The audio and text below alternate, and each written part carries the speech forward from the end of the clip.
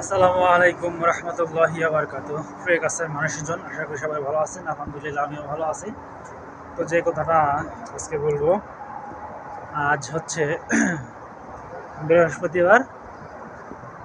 সৌদিতে আগামী রবিবার দিন ঈদ, বাংলাদেশে সোমবার দিন ঈদ। আসলে শনিবার, রবিবার, সোমবার বাংলাদেশে এবং সৌদি আরবে প্রবাসী যারা আছে, যারা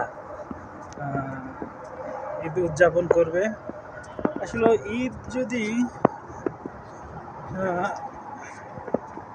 আল্লাহ তালার বিধান অনুযায়ী না থাকতো প্রবাসীদের, তাহলে ঈদ থাকতো না। ঈদের যে কার্যক্রম, ধর্মীয় যে রীতিনীতি, এটা পালন করতে হবে। ঘুরতে ঘুরতে যান বা না যান, সেটা তো এমনি বিনোদনের বিষয়। ঘুরতে গেল কি না গেল সেটা তো বড় কথা না। দিন সকালবেলা আমরা দেশে কি করতাম, যে আমাদের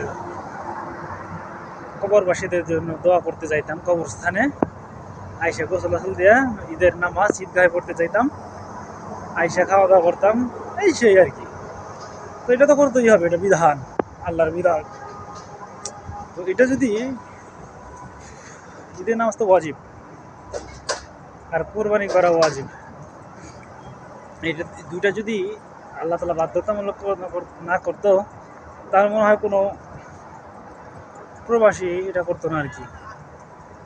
কারণ আসলে পরিবার ছাড়া ঈদ কখনো ঈদ হয় না। ঈদ মানে, ঈদ তো আরবি শব্দ, যার বাংলা শব্দ হচ্ছে খুশি বা আনন্দ।